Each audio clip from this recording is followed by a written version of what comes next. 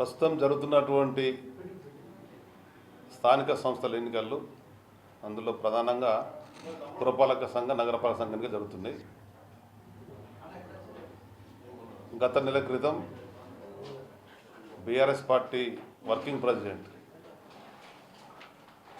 మాజీ మంత్రివర్యులు కేటీఆర్ గారు జిల్లాలో ఉన్నటువంటి ముఖ్యులను పిలిచి సమావేశం ఏర్పాటు చేసి మొత్తం జిల్లాలో ఉండేటువంటి కార్పొరేషన్లు అదేవిధంగా పురపాలక సంఘాలు వాటిని అన్ని విధాలుగా ప్రయత్నం చేసి ఏ కార్యకర్తల కష్టాల మీద మనం వివిధ స్థాయిలకు వెళ్తామో పార్టీ ప్రవర్తిస్తామో అటువంటి కార్యకర్తలను ప్రజల్లో ఆదున్నటువంటి వాళ్ళు గుర్తించి టికెట్లు ఇచ్చి గెలిపించుకునే బాధ్యతలు చెప్పని అందరికీ వారు చెప్పడం జరిగింది. దానిలో భాగంగా జగిత్యాల ఎమ్మెల్యే డాక్టర్ సంజయ్ కుమార్ గారు పార్టీ వదిలిపెట్టి వెళ్ళిపోవడం, కాంగ్రెస్ పార్టీతో ప్రభుత్వంతో సన్నిహితంగా ఉంటూ పార్టీకి ఇస్తున్నటువంటి నష్ట నివారణ చేయాలని చెప్పని ఆయన వెళ్ళిపోయిన తర్వాత జిల్లా పరిషత్ చైర్పర్సన్ ఉన్నటువంటి దావసంత సురేష్ గారికి ఇక్కడ ఉన్నటువంటి నాయకత్వానికి పార్టీపరమైనటువంటి బాధ్యత ఇవ్వడం, దానికి అనుగుణంగా అందరూ సమిష్టిగా కృషి చేస్తుంటుంటే దానికి తోడుగా శాసన మండలి బీఆర్ఎస్ పార్టీ ఉపనేతగా అనుభవమైనటువంటి నాయకునిగా శాసన మండలిలో ఉన్నటువంటి అనుభవాన్ని కూడా అనుభవించుకొని ఈ రెండు పురపాలక సంఘాలను జగిత్యాల రాయకల్ సాధ్యమైనంత వరకు కౌన్సిలర్ని గెలిపించుకోవడం, అన్ని విధాలుగా ప్రయత్నాలు చేసి గులాబీ జెండా ఎగరేసే విధంగా కార్యాచరణ చేపట్టాలని చెప్పంటే వెంటనే మేమందరం గత నెలలో సంక్రాంతి పండుగ ఉండే సంక్రాంతి పండుగ తర్వాత జిల్లా పార్టీ కార్యాలయంలో జిల్లా దశల సమక్షంలో అందరం కలిసి ఉన్నటువంటి నాయకత్వాన్ని ఆహ్వానించి చెప్పడం జరిగింది. అందరూ బాధ్యత తీసుకోవాలా, పనిచేయాలని చెప్పని దానికి అనుగుణంగా ఎవరు ఊహించని రీతిలో ఉద్యమం నుంచి మొదలు పెడితే తెలంగాణ సాధనలో ఉండి తెలంగాణ రాష్ట్ర ప్రభుత్వంలో కార్యకర్తలుగా పనిచేసినటువంటి వాళ్ళందరూ ముందుకు వచ్చి ఒకనాడు ఒక్కరితో బయలుదేరినటువంటి కేసీఆర్ నాయకత్వంలో తెలంగాణ సాధించుకున్నాం. అదే స్ఫూర్తితోని ఈ జగిత్యాల రాయకల్లు తప్పకుండా సాధించుకునే ఉద్దేశంతో ముందుకు వచ్చినటువంటి యువకులను, ఉద్యమకారులను, పార్టీలో ఉన్నటువంటి ముఖ్యమైన నాయకులను, ప్రజా సంబంధాలు కలిగినటువంటి వాళ్ళను, ప్రజలకు సేవాభావం ఉన్నటువంటి వ్యక్తులను గుర్తించి టికెట్లన్నీ కూడా అందరం కలిసి అన్ని విధాలు ఆలోచించడం జరిగింది. మీ అందరి ద్వారా జగిత్యాలు ఉండేటువంటి జగిత్యాల కాన్స్టిట్యున్సీ, జగిత్యాల పట్టణం, రాయకల్ పట్టణం ఓటర్లు అందరూ కూడా ప్రధాన విజ్ఞప్తి చేస్తున్నాం. దాదాపు 45 ఏళ్ళుగా రాజకీయాలు ఉన్నటువంటి కార్యకర్తగా జీవితం ప్రారంభించి 30 ఏళ్ళుగా నిరంతరం ప్రజల మధ్యన ఉంటూ మీరు ఇచ్చినటువంటి ఆదరణ వల్ల ఒక 2 సార్లు ఎమ్మెల్యేగా, ఒకసారి లోకసభ సభ్యునిగా, ఒకసారి రాష్ట్ర మంత్రిగా, ఇప్పుడు కార్పొరేషన్ చైర్మన్గా, నేడు శాసన మండలి సభ్యునిగా, బీఆర్ఎస్ పార్టీ ఉపనేతగా ఉన్నటువంటి నేను మా వాళ్ళందరినీ కలుపుకొని గులాబీ జెండా ఎగరడమే లక్ష్యంగా ముందుకెళ్తామని తెలియజేస్తున్నాను. మీ ద్వారా వాళ్ళు ఇచ్చేటువంటి విజ్ఞప్తి 30 ఏళ్లలో ఎలాంటి అవినీతి అక్రమాలకు తావివ్వకుండా, ఆరోపణలు రాని విధంగా ఒక నిజాయితీగా, నిబద్ధతగా, క్రమశిక్షణ సైనికుల మాదిరిగా మేమందరం పనిచేసినాం. మాతో ఉన్నటువంటి వాళ్ళతో పని చేయించినాం. మొదటికెళ్ళి చెప్పేది కూడా 94 నుంచి మా శక్తి మేరకు పనిచేసి పెడతామని చెప్పాను.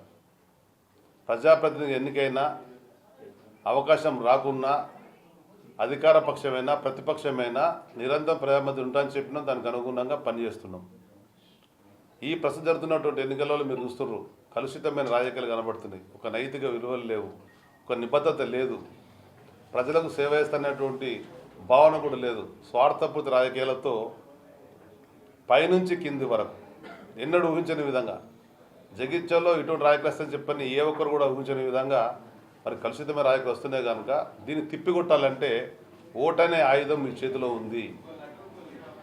ఈ ప్రజాస్వామ్యంలో ఉన్న గొప్ప ఆయుధం ఓటు. ఆ ఓటును మీరు సద్వినియోగపరిచినట్టయితే రాజకీయ నాయకులలో క్రమశిక్షణ వస్తుంది. ప్రజాప్రతినిధుల్లో క్రమశిక్షణ వస్తుంది. యథా రాజా తదా ప్రజ. చూస్తున్నాం ఈ రాష్ట్ర ముఖ్యమంత్రి మాట్లాడే భాష, ఆయన వ్యవహార సరళి. ఇవాళ అటువంటి భాష సాధారణ వ్యక్తులు కూడా మాట్లాడేటువంటి దౌర్భాగ్య పరిస్థితులలో అక్కడ ముఖ్యమంత్రి ఉంటే ఈ కింది దాకా రావడం జరిగింది. ఇది మంచి సంప్రదాయం కాదు. నేను దాదాపు 5 సార్లు ఎమ్మెల్యేగా, 4 సార్లు లోకసభ సభ్యునిగా, 2 సార్లు ఎమ్మెల్సీగా పోటీ చేసి 4 అవకాశాలు ప్రజలు ఇస్తే తీసుకున్నటువంటి మేము ఎన్నడూ ఒక మాట పడలేదు, మాట అనలేదు. మా వెంట ఉండేటువంటి వాళ్ళు కూడా ఒకరు ననలేదు, ఒకరితో పడలేదు. ఒక కేసు కూడా మా మీద కాలే.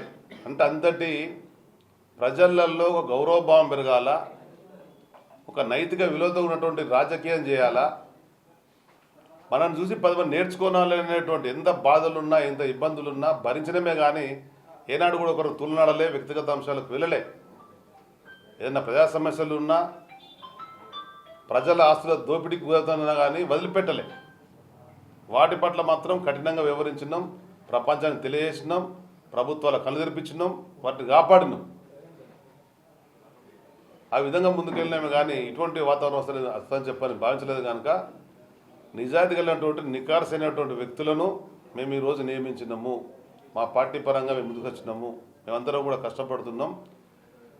2020 జరిగేటువంటి అసెంబ్లీ సాధారణ ఎన్నికలలో ఏ విధంగా అయితే 2018, 2023లో బీఆర్ఎస్ పార్టీ జెండా ఎగిరిందో అదేవిధంగా 28 ఎగిరే లక్ష్యంతో మేము అందరం కూడా కలిసికట్టుగా ఉండి కంకణబద్దులై నిరంతరం ప్రయాణించడానికి మరొకసారి విజ్ఞప్తి చేస్తున్నాం.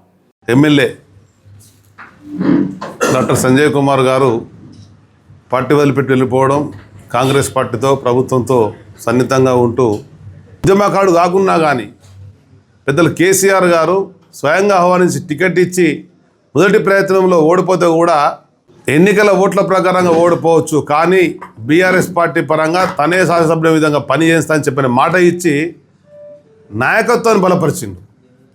రాహుల్ గాంధీ గారే స్వయంగా 23 ఎన్నికలలో రాజ్యాంగ పరంగా ఎన్నికలలో గెలిచినటువంటి వ్యక్తులు ఎవరు కూడా పార్టీ మారినట్టయితే వెంటనే చర్యలు చేపట్టాలా, వాళ్ళ యొక్క పదవులు తీసేయాలని చెప్పినట్టు మాట చెప్పింది రాహుల్ గాంధీ గారే. ఒకవైపు రాహుల్ గాంధీ గారు చెప్పిన మాట కూడా అమలు చేయనటువంటి పరిస్థితి రాష్ట్రంలో కాంగ్రెస్ ప్రభుత్వం. నువ్వు ఏ పార్టీ ద్వారా ఎదుగుతావు, ఎదిగిన పార్టీని కాపాడుకునే బాధ్యత నీ మీద ఉంటుంది.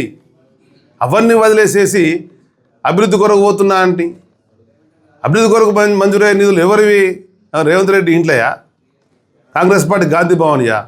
ప్రజలు పరిధి దాటినవు కనుక నైతిక బాధ్యతగా రాజీనామా పెట్టు. ఈ మా పార్టీ అధినాయకుని యొక్క ఆదేశం, రాజీనామా పెట్టు.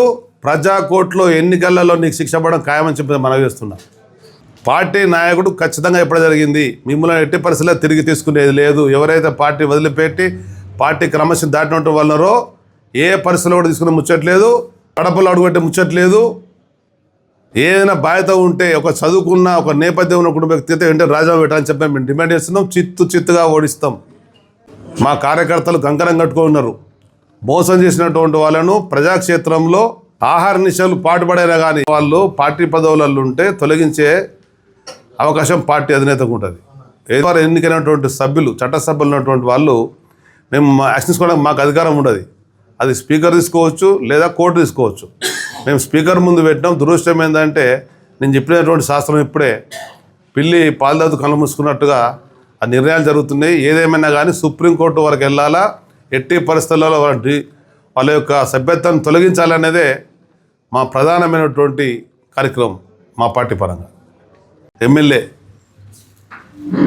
డాక్టర్ సంజయ్ కుమార్ గారు పార్టీ వదిలిపెట్టి వెళ్ళిపోవడం, కాంగ్రెస్ పార్టీతో ప్రభుత్వంతో సన్నిహితంగా ఉంటూ ఉద్యమకాడు కాకున్నా కానీ పెద్దలు కేసీఆర్ గారు స్వయంగా ఆహ్వానించి టికెట్ ఇచ్చి మొదటి ప్రయత్నంలో ఓడిపోతే కూడా ఎన్నికల ఓట్ల ప్రకారంగా ఓడిపోవచ్చు కానీ బీఆర్ఎస్ పార్టీ పరంగా తనే శాసనసభ్యుల విధంగా పని చేస్తానని చెప్పిన మాట ఇచ్చి నాయకత్వాన్ని బలపరిచిండు.